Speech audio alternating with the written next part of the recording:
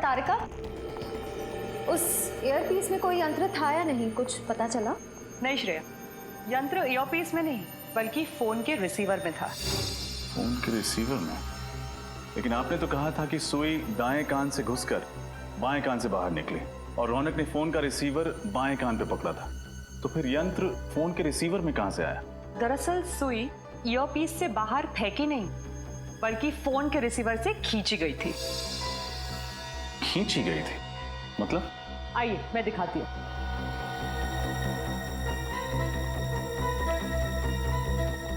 ये देखिए, ये है वो सुई जिसे रौनक की मौत हुई, मैग्नेट से चिपकी हुई। और इस चुंबक की वजह से सुई दाएं कान में घुसी और बाएं कान से बाहर निकल आई। जी हाँ, और ये मैग्नेट कोई मामूली मैग्नेट नहीं है, ये एक खास किस्म का मैग्नेट है जिसे नियोडायमियम मैग्नेट कहते हैं। इसकी चुंबकीय शक्ति एक मामूली मैग्नेट से 10 गुना ज्यादा होती है। और इसके अलावा इस मैग्नेट पर ये बैटरी भी लगी हुई थी अलग से, जिसकी वजह से ये शक्तिशाली मैग्नेट और भी पावरफुल हो गया।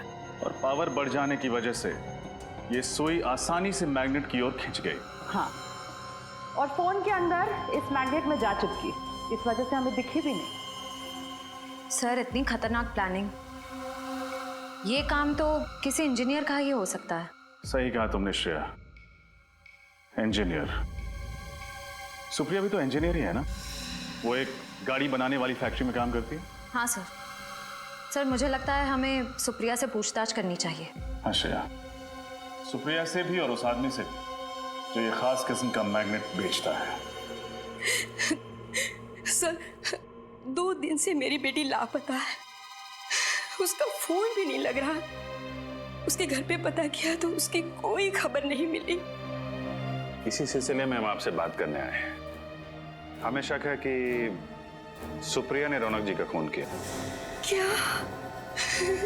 नहीं, ये नहीं हो सकता सर, ये नामुमकिन है। क्यों नहीं हो सकता? क्योंकि सुप्रिया तो रौनक की पत्नी, ये बात हमें पता है। देखिए, कुछ और लोग भी मिले हैं सुप्रिया के साथ जो उसकी मदद कर रहे हैं। सुप्रिया चेक नाके पे पकड़ी गई थी, वहां पे 3 पुलिस वालों को मार के वो लोग फरार हो गए। नहीं सर, ऐसा नहीं। आप मेरी बेटी पर गलत इल्जाम लगा रहे हैं। वो किसी का खून कर ही नहीं सकती। अरे रौनक का तो कभी नहीं। वो दोनों तो एक दूसरे से इतना प्यार करते थे, कॉलेज में दोनों इकट्ठे पढ़ते थे सर, और पढ़ाई खत्म होने के बाद दोनों ने शादी कर ली। अगर ऐसी बात है तो फिर रौनक जी ने अपनी शादी के बाद दुनिया वालों से छिपाई क्यों नहीं बताया कि सुप्रिया उनकी पत्नी है? क्योंकि सर उसे ऐसा लगता था कि एक शादीशुदा लड़का सुपरस्टार नहीं बन सकता, और इसलिए उसने अपनी और सुप्रिया की शादी सबसे छुपाई। सुप्रिया को भी कोई शिकायत नहीं थी। और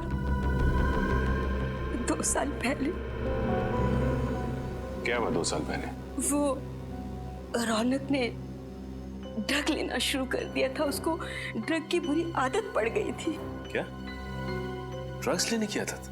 हाँ सर, वो उसने जब से ड्रग लेना शुरू किया तो उसने सुप्रिया को मारना पीटना शुरू कर दिया, और फिर सुप्रिया से ये सब सहन नहीं हुआ तो उसने रौनक को छोड़ दिया और मेरे घर पर रहने के लिए आ गई। फिर 2 महीने पहले रौनक अचानक से हमारे घर में आया, और वो एक अच्छा इंसान बन चुका था, और उसने सुप्रिया से वादा किया कि मैं अब ड्रग कभी नहीं लूंगा। तो सर, वो तो दोनों बहुत खुश लग रहे थे, खुशी खुशी रह रहे थे।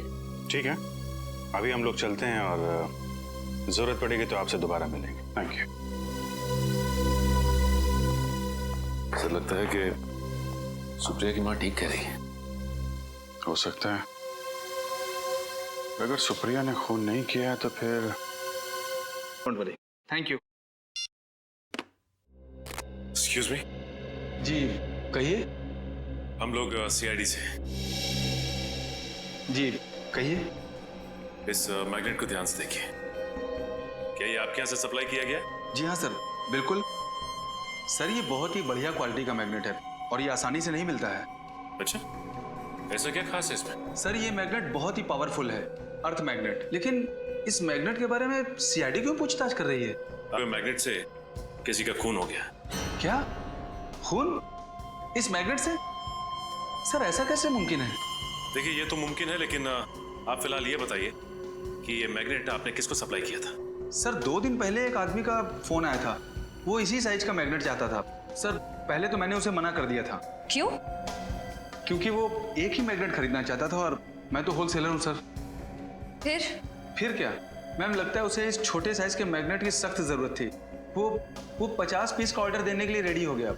फिर मुझे क्या था, मैं भी मान गया। लेकिन आपको कैसे पता कि उसे एक ही चुंबक चाहिए था? मैम जब वो डिलीवरी के लिए आया तो मैंने उसे जब बॉक्स दिया तो उससे बॉक्स में से सिर्फ एक ही मैग्नेट निकाल कर मुझसे बोला कि बाकी के सारे मैग्नेट मैं रख लूँ, वो भी बिल्कुल मुफ्त। ये बाकी के चुंबक हम देख सकते हैं? नहीं सर, वो क्या है कि जगह छोटी है ना, तो मैं स्टॉक ज़्यादा रखता नहीं हूँ। ठीक है, उसका नाम पता लो। सर नाम पता भी नहीं है। उसका चेहरा तो देखा था तुमने, स्केच बनवा सकते हो? नहीं सर, उसका चेहरा मुझे याद नहीं है। तुम्हें उसने फोन किया था, फोन नंबर है तुम्हारे पास या वो भी नहीं है? जी उसने लैंडलाइन पे फ़ोन किया था सर। अच्छा, कितने बजे फोन किया था उसने? शाम को 6 से 7 के बीच। 6 से 7 के बीच? 6 से 7 के बीच जिसने भी ने फोन किया उनकी लिस्ट निकलवाओ।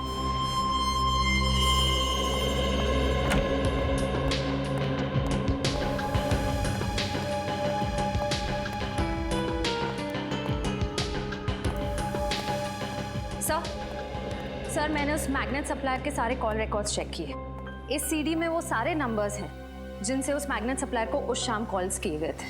That's really good. अब खूनी का आसानी से पता चल जाएगा। एक काम करो श्रेया, इस सीडी को सिस्टम में रन करके देखो कोई नंबर ऐसे हैं जो इस केस से जुड़े हैं। सर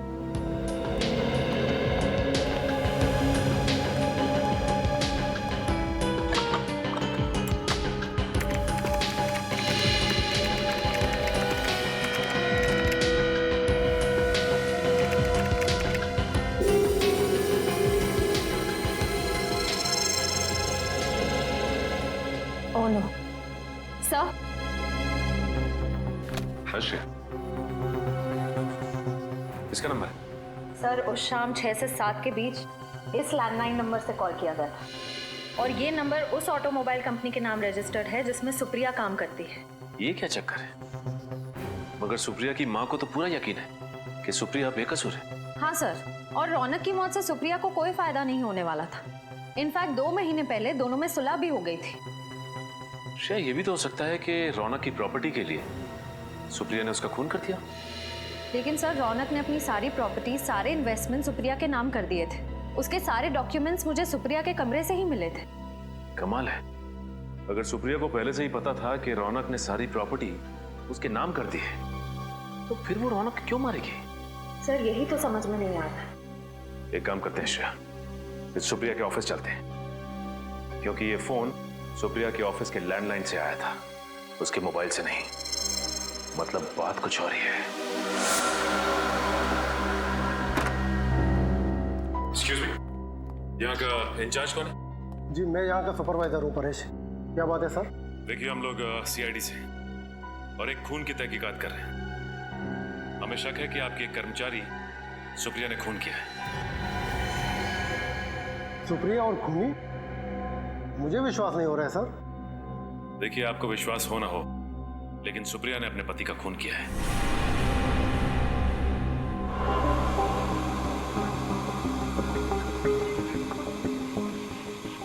सर ये टीवी 2 दिन से बिगड़ गया है, इमेज बराबर नहीं आ रही है। ये तो अच्छा हो गया कि यहाँ के मालिक मिस्टर शेखर यहाँ पे 2 दिन से आए नहीं है इस केबिन में। इसका मतलब ये टीवी आपको 2 दिन से प्रॉब्लम दे रहा है? हाँ जी हाँ। श्रेया, मुझे याद है कि बचपन में टीवी के सामने अगर हम चुंबक रखते थे, मेरा मतलब है मैग्नेट, तो इसकी इमेज खराब हो जाती थी, कुछ दिखाई नहीं देता था ठीक से। हाँ सर, कहीं इस टीवी के पास भी तो लगता तो ऐसे ही है।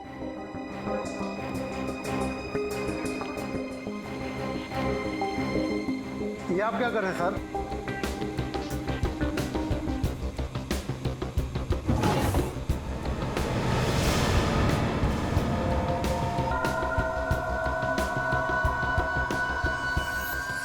सर, इन मैग्नेट्स की साइज बिल्कुल वैसी ही है जैसी हमें उस फोन के रिसीवर में मिली थी।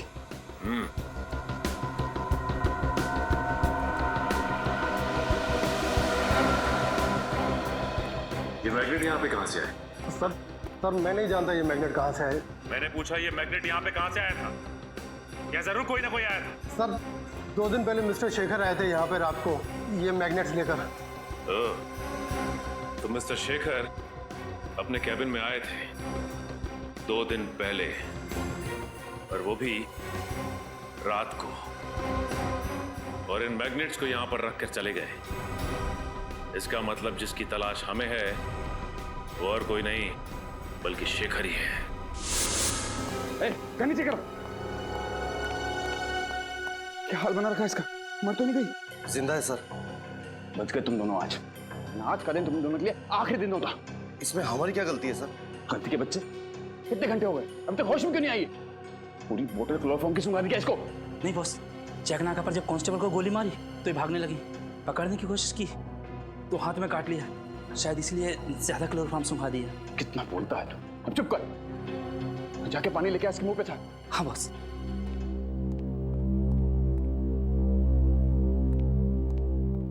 आराम से, प्यार से।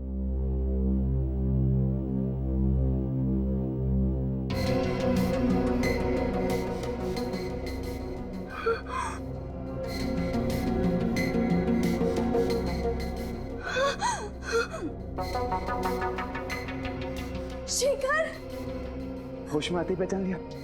सही कहा तुमने, सही मायने में आज पहचाना है तुम्हें। क्या करूं डार्लिंग, मैं मजबूर था। वो कहते हैं ना, प्यार और जंग में सब कुछ जायज है। मुझे माफ करना प्लीज।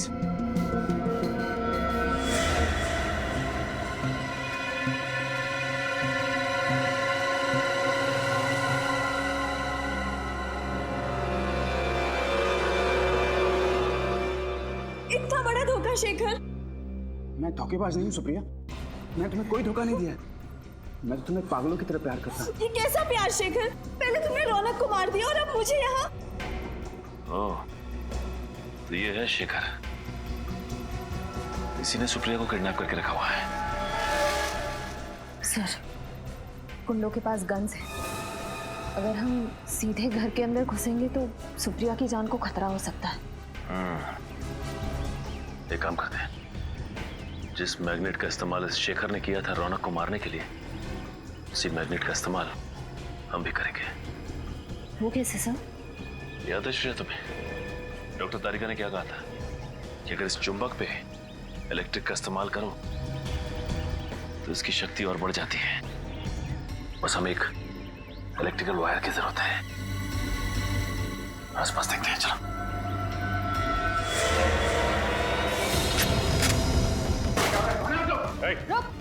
क्या हो रहा है? कौन है आप लोग? सीआईडी।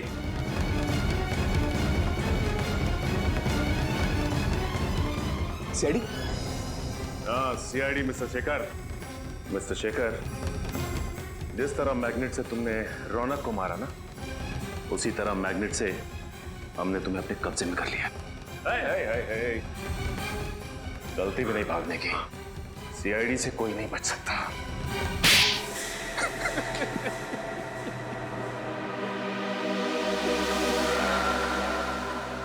मैं सुप्रिया को पागलों की तरह चाहता था, लेकिन जब उसने मुझसे शादी करने के लिए इनकार कर दिया तो मुझे बहुत गुस्सा है। मगर सुप्रिया तो शादीशुदा थी ना, उसकी रौनक से शादी हो चुकी थी। जानता था मैं सब, मगर सुप्रिया को मैंने 2 साल तक रोते बिलखते देखा था। जिंदगी से निराश हो चुकी थी, तब मैंने उसे संभाला था। वो तो अपने ड्रग एडिक्ट पति को तलाक भी देने वाली थी। उसके बाद हम दोनों शादी करने वाले थे, मगर अचानक एक दिन अचानक रौनक ने अपने ड्रग्स लेने की आदत छोड़ दी। वो सुधर गया था और अपनी पत्नी को वापस पाने के लिए वो अपनी शादी का ऐलान करने को भी तैयार हो गया। हाँ, सुप्रिया ने रौनक को माफ कर दिया था और वो उसके पास वापस चली गई। मेरे प्यार और एहसान को भूल चुकी थी वो। मैं बहुत गिड़गिड़ाया, सुप्रिया को पाने की पूरी कोशिश की कि उसने मुझसे कहा कि वो रौनक से बहुत प्यार करती और वो उसे छोड़कर मेरे पास कभी नहीं आएगी। और इसलिए तुमने रौनक का खून कर दिया और सुप्रिया से शादी करने की प्लानिंग कर ली। अगर तुम सुप्रिया को चाहते थे, उससे प्यार करते थे, तो रौनक के खून के इल्जाम में उसे फंसाया क्यों तुमने? क्योंकि मुझे लगा कि चेक नाका के ऑफिसर्स के खून के बाद सीआईडी को लगेगा कि असली खूनी सुप्रिया ही है। मैं सुप्रिया को कानून से बचाता और फिर सुप्रिया को भी लगता कि जेल जाने से अच्छा वो मेरे साथ अंडरग्राउंड हो जाए और फिर सारी जिंदगी वो मेरे एहसानों के तले दबी रहती। शर्म आनी चाहिए तुम। सच्चा प्यार वो होता है जिसमें लोग एक दूसरे के लिए बलिदान देते हैं, लेकिन तुमने सुप्रिया को पाने के लिए उसके पति का खून कर दिया। अब कानून इस जुर्म के लिए तुम्हें सिर्फ और सिर्फ फांसी देगा।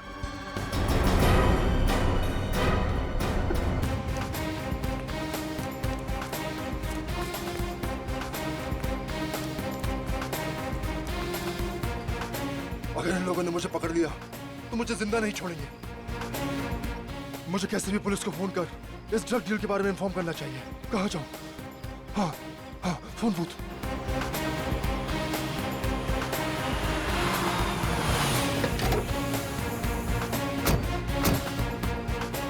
हो रहा। अरे यार डायलॉग बोल। ये डायलॉग क्यों नहीं बोल रहा है? क्या हो गया इसको? तुमने रिहर्सल करवाई थी इसकी? सर 2 बार इसको रिहर्सल करवाई थी, पता नहीं क्यों नहीं डायलॉग बोल रहा है। क्या हो गया इसको पता नहीं। प्रॉम्प्ट कर। हेलो सर, आपको 100 नंबर डायल करके बोलना है। हेलो पुलिस सर, मैं केतन बोल रहा हूँ। सर आप क्या कर रहे हो सर? आप 100 नंबर डायल करो सर। ये वो यहाँ भूत बन के क्यों खड़ा हो गया यार? इसको पता नहीं कैमरा कहाँ लगा हुआ है यार। ये बोल क्यों नहीं रहा है? काट इट। जाओ जाके उसको समझा करके रहे वहाँ पे। कितनी बार समझाओ? उसको डायलॉग बोले यार। कहाँ से उठा के ले आते आप भी। सुपरस्टार है, कोई और नहीं मिला था कष्ट करने के लिए? अरे मुझे कोसना बंद करो यार।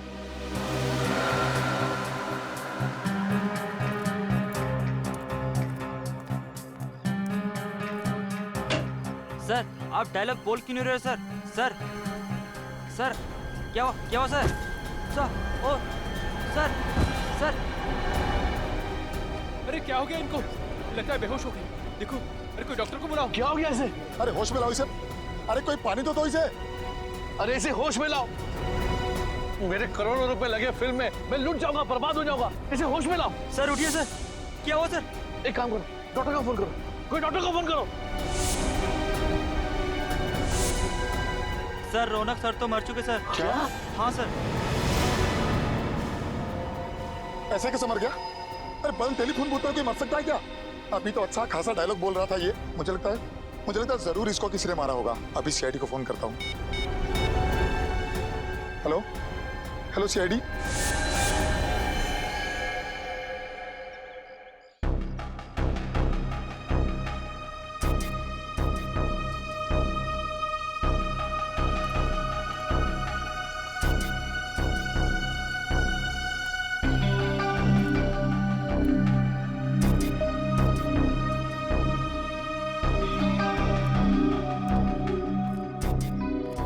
ना कोई चोट का निशान है, ना कोई घाव है, खून का एक धब्बा तक नहीं कहीं पर भी।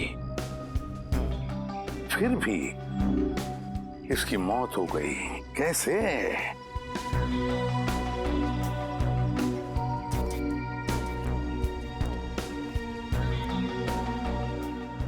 तुम्हारे कहने के मुताबिक तुम्हारी शूटिंग चल रही थी, मतलब ये यहाँ पर एक सीन चल रहा था। उस सीन में रौनक वहां से दौड़ के आया और या इस टेलीफोन बूथ में घुसा और फिर वहां खड़े खड़े मर भी गया। हाँ सर, मेरे बार बार डायलॉग प्रॉम्प्ट करने के बाद भी वहाँ से कोई रिस्पांस नहीं आ रहा था सर। फिर मैंने टेलीफोन बूथ का दरवाजा खोला सर, फिर वो मेरे ऊपर ही आकर गिर पड़े। एक बात बताओ, जब रौनक वहां से दौड़ते आया इस फोन बूथ में जाने के लिए, तब आप में से किसी को भी ऐसे लगा कि शायद रौनक को कुछ लगा हो या फिर किसी ने कुछ मारा हो जिसकी वजह से उसकी मौत हो गई इधर फोन बूथ में? नहीं सर, किसी ने उस पर कोई वार नहीं किया। क्या फोन बूथ के अंदर कुछ था? जिसे हमारे आने से पहले आपने मिटा दिया हो? नहीं सर, किसी ने किसी भी चीज को हाथ नहीं लगाया। बड़ी अजीब बात है, किसी ने किसी भी चीज को हाथ नहीं लगाया ना। रौनक के साथ यहाँ पर कुछ भी हुआ, फिर भी उसकी मौत हो गई। कैसे? सर ये मरा नहीं है, जरूर इसे किसी ने मारा। वैसे आप कौन हैं? सर मैं इस फिल्म का प्रोड्यूसर हूँ। अच्छा, तो इस फिल्म के प्रोड्यूसर आप हैं और आप डायरेक्टर हैं। क्यों ये प्रोड्यूसर साहब ऐसा क्यों कह रहे हैं कि रौनक की मौत नहीं, उसे किसी ने मार डाला? सर मुझे कुछ नहीं पता सर मैं तो वहां बैठा अपना शॉट ले रहा था। रौनक जी अचानक से दौड़ते हुए और खड़े खड़े उनकी मौत हो गई। तुम्हें कुछ नहीं पता, यहाँ पर किसी को भी कुछ भी नहीं पता, फिर भी रौनक की मौत हो गई। सर हमने सुना है कि मिस्टर रौनक की हत्या हुई। आप लोग अंदर कैसे आ गए? सर हमने सुना है इस फिल्म के लिए आपने करोड़ों रुपए का फाइनेंस लिया था। अगर रौनक जी की फिल्म रिलीज नहीं हुई तो क्या आपका दीवारा निकल जाएगा? ये किस तरह के सवाल कर रहे हैं आप लोग? और आप लोग अंदर आए कैसे? सिक्योरिटी इन्हें अंदर कैसे आने दिया? सर आप बताइए। सर देखिए, तहकीकात जारी है, जैसे कुछ मिल जाएगा हम आपको इन्फॉर्म कर देंगे। तब तक हमें जरा अपना काम करने दीजिए। Thank you very much. आप पंकज, कुछ मिला? नहीं सर, बूथ में कोई भी निशान या सबूत नहीं है। हाँ सर, सब कुछ ठीक ठाक है सर। लाश को फोरेंसिक लैब भेज दो। सर आप मेरा विश्वास कीजिए, इसे मारा गया है, इसका खून हुआ है।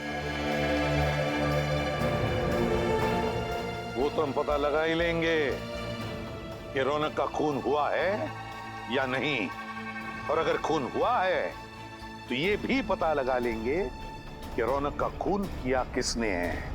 समझे आप?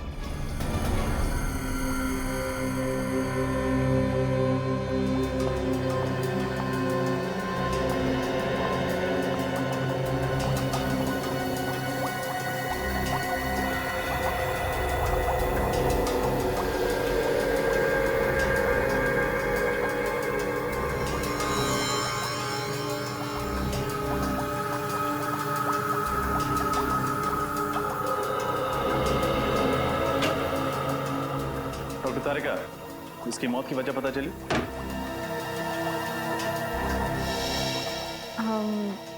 इसकी मौत दिल के दौरे की वजह से हुई है क्या? नहीं। तो फिर क्या वजह?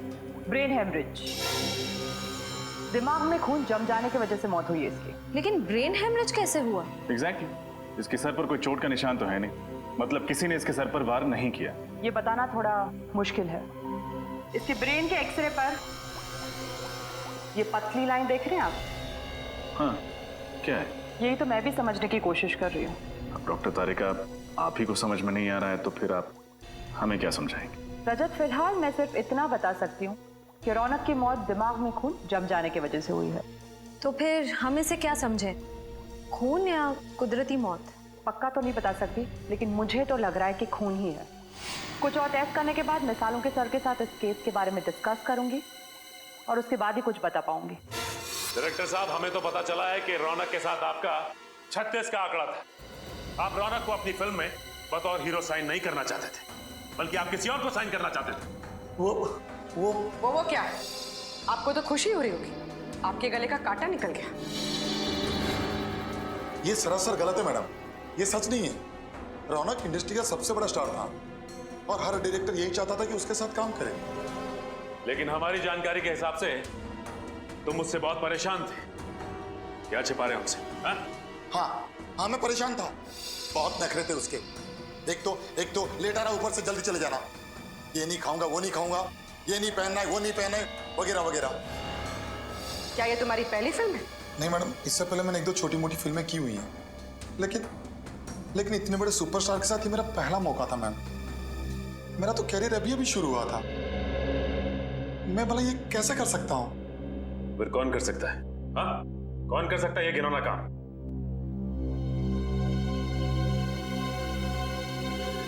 संकेत, ये क्या बकवास कर रहे हो तुम?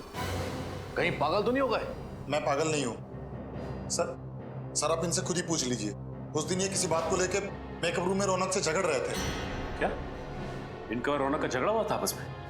जी सर। तुम्हारा दिमाग खराब तो नहीं हो गया?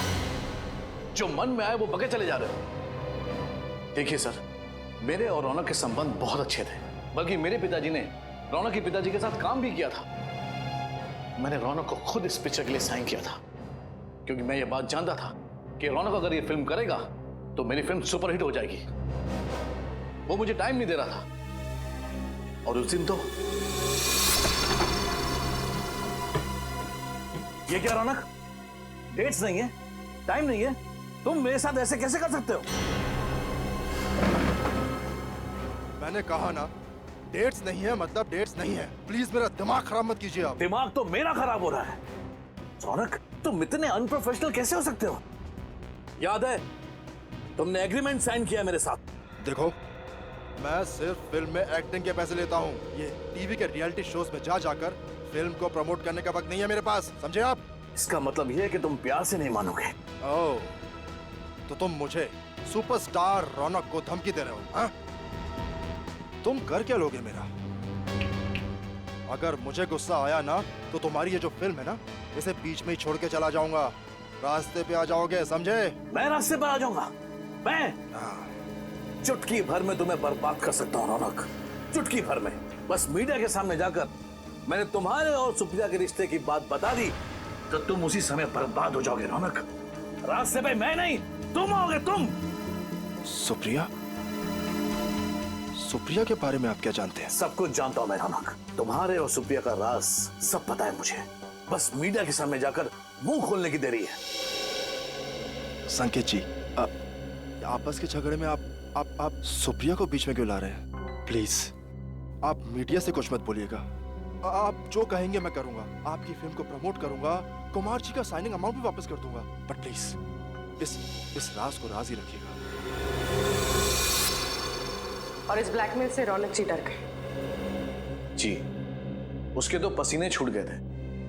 वो मुझे मुंह मांगी डेट्स देने के लिए तैयार हो गया था, पूरी तरह से कोऑपरेट करने के लिए तैयार हो गया था। अब आप ही बताइए सर कि मैं अपने ही हीरो का खून क्यों करवाऊंगा? और ये औरत सुप्रिया कौन है जिसका नाम सुनते ही रौनक इतना घबरा गया था? इन दोनों का क्या संबंध है आपस में? सर, क्या संबंध था ये तो मैं नहीं जानता। एक दिन रौनक मेरे साथ ऑफिस में बैठा हुआ था, फिल्म्स के डायलॉग का नरेशन चल रहा था कि अचानक ये औरत जबरदस्ती मेरे ऑफिस में घुस आई। वो रौनक से मिलने की जिद करने लगी। वो बहुत गुस्से में थी, चिल्लाने लगी, मेरे ऑफिस में तमाशा खड़ा करने लगी। उसे देखते ही रौनक का चेहरा सूख गया। वो उसके सामने कुछ बोल ही नहीं पा रहा था। फिर उसके साथ अकेले में बात करने के लिए रौनक उसे खींचकर दूसरे कैबिन में ले गया। मतलब आपने उन दोनों की बातें नहीं सुनी? जी नहीं, पर मैं ये समझ गया कि रौनक कोई बहुत बड़ा राज छुपा रहा है।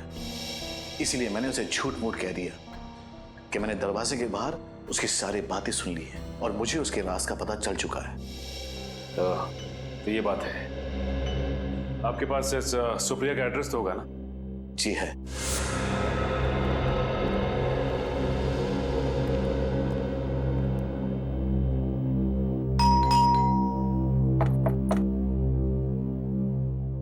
क्या बात है सर, कब से बेल बजा रहे हैं, कोई दरवाजा नहीं खोल रहा। लगता है कोई घर में नहीं है। ठीक है, बिन बुलाए मेहमान बन जाते हैं।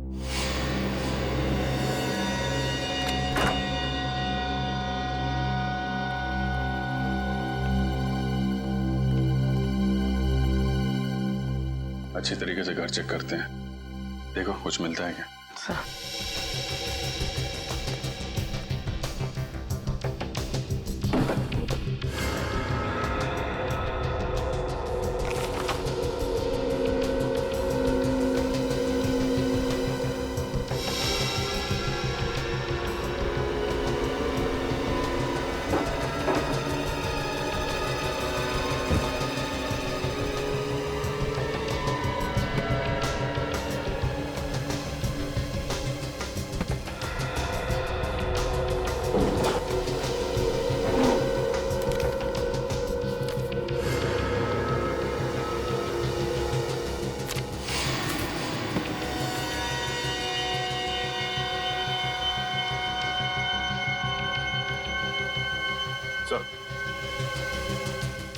ये देखिए सर, रौनक और सुप्रिया की फोटो उस कमरे में किताब के अंदर छिपा के रखी थी।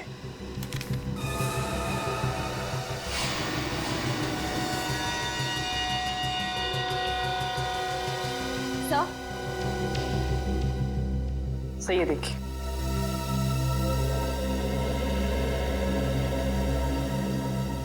माय गॉड,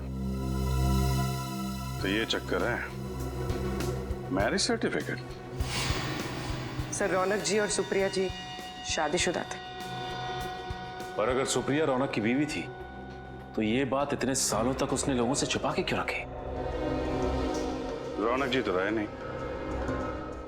अब ये बात उनकी पत्नी सुप्रिया जी बताएंगे।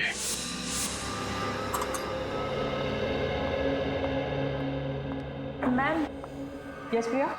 कान की स्किन मैंने चेक की है, वहाँ कहीं मुझे गन पाउडर नहीं दिखा। ओके।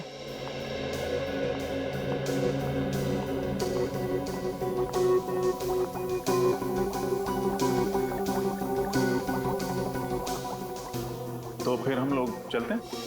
नहीं, मतलब यहाँ रुकने का कोई फायदा मुझे तो नहीं दिख रहा। फायदा है रजत। क्या? इंतजार खत्म हुआ आप लोगों का। रौनक की मौत गोली से हुई है। गोली से?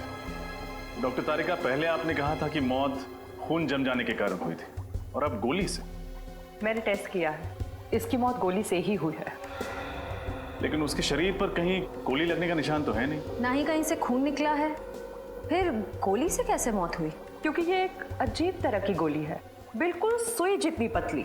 रौनक के दिमाग में एक तरफ से घुसी और दूसरी तरफ से बाहर निकल गई। अब आप ये भी बता दीजिए कि गोली चली कहाँ से? ये ढूंढना तो आप लोगों का काम है ना। वैसे फोन बूथ के बाहर से चली होगी। फोन बूथ का कांच बिल्कुल सही सलामत है। सर, हो सकता है कांच में छेद इतना छोटा हो कि हमें दिखाई ना दिया हो सकता है श्रेया। एक काम करते हैं, फोन बूथ के कांच को एक्सपर्ट से चेक करवाते हैं। पता चल जाएगा गोली बाहर से चली थी या अंदर से। फोन बूथ के ग्लास से कुछ पता चला क्या? नहीं सर, अभी तक 3 कांच की जांच हो चुकी है, चौथी की जारी है। इसमें एक जेल है, इसे हम इस कांच के ऊपर डालेंगे।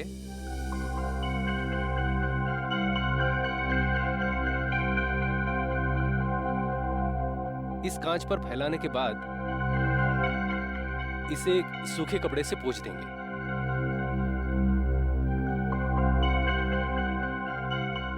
अगर कांच में कहीं भी कोई क्रैक या छेद हुआ तो ये जेल उस कांच के अंदर जाकर अटक जाएगा और हमें पता चल जाएगा कि इस कांच में वो छेद कहां पर है। सर, हमने टेलीफोन बूथ को अच्छी तरह से चेक किया था, अंदर कोई सुराग नहीं था।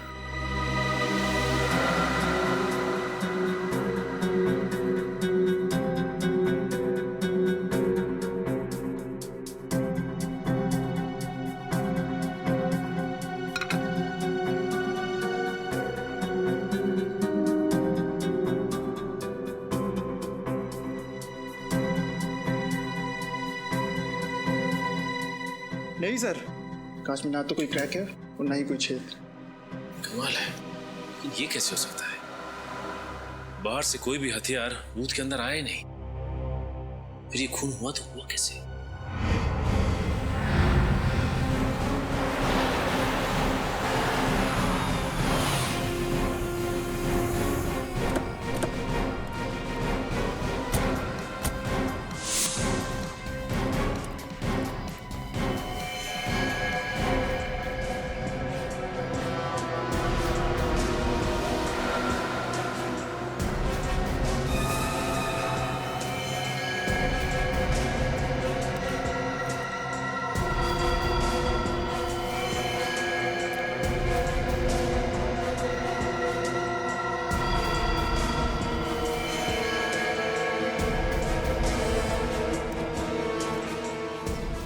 चकनाके के 3 ऑफिसर्स को मार दिया, तो क्या हम अकेले सुप्रिया का तो हो नहीं सकता? जरूर सुप्रिया के साथ कोई था जो उसकी मदद कर रहा है। कोई सीसीटीवी कैमरा नहीं दिख रहा। चकनाके पे सीसीटीवी कैमरा तो होना चाहिए। सर, वो रहा सीसीटीवी कैमरा। मगर टूटा हुआ है सर, वायर भी लटक रही है।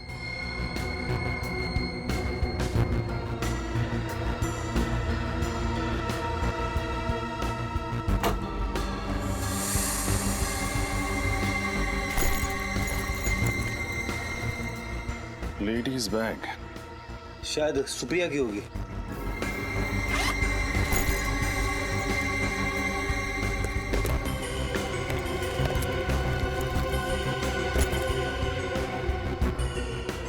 सुप्रिया का ही है, उसका लाइसेंस, उसके क्रेडिट कार्ड्स। हो सकता है सर कि इन तीनों ऑफिसर्स ने सुप्रिया को बस में देखा, उसे बस में से उतारा और फिर हमारे आने तक उसे यहाँ पे बिठा के रखा। हो सकता है।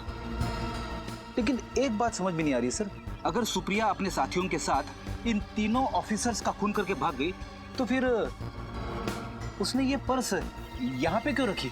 इसी सवाल का तो जवाब ढूंढना है फ्रेडी। कोई भी मुजरिम इतना बड़ा सबूत पीछे छोड़ के क्यों जाएगा? हो सकता है वो हमें गुमराह करने की कोशिश कर रही हो।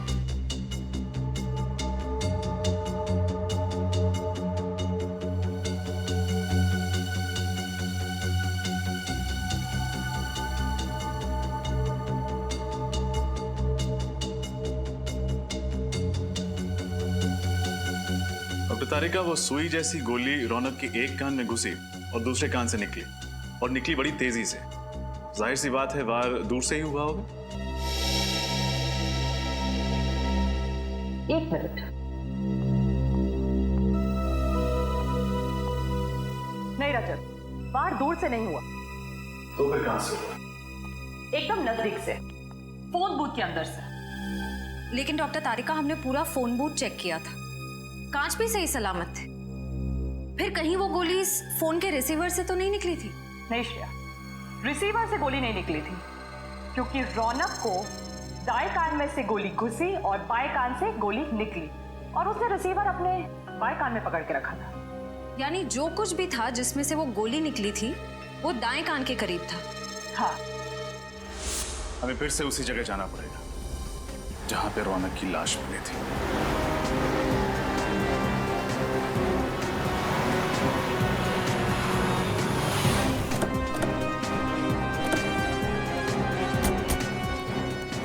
सर, हमने पूरे एरिया को सील कर दिया है। Very good.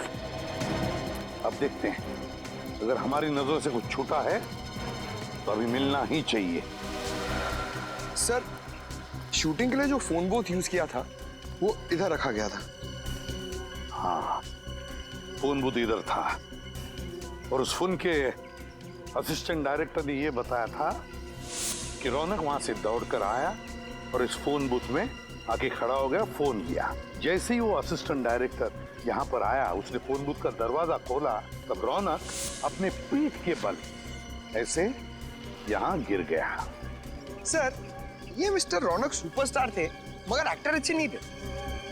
पंकज, हम यहाँ रौनक के एक्टिंग के बारे में डिस्कस करने नहीं आए, समझे? नहीं सर, मेरे कहने का मतलब था कि उनको कभी डायलॉग याद ही नहीं रहते थे, इसलिए तो वो ईयरफोन पहनते थे डायलॉग प्रॉम्प्ट सुनने के लिए। क्या कहा तुमने? ईयरफोन? ईयरफोन? छोटा सा ईयरफोन, वो माइक्रोफोन, कॉर्डलेस।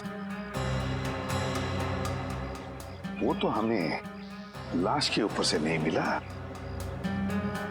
फिर माइक्रोफोन गया कहां? वो माइक्रोफोन ढूंढो, ढूंढो, यहीं कहीं आसपास ही मिलना चाहिए।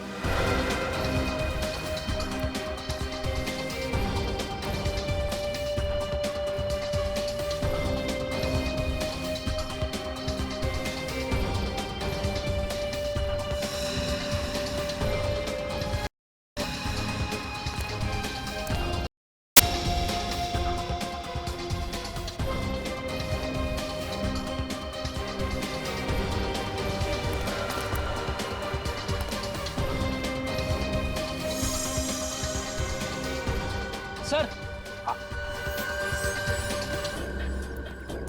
ये देखिए सर।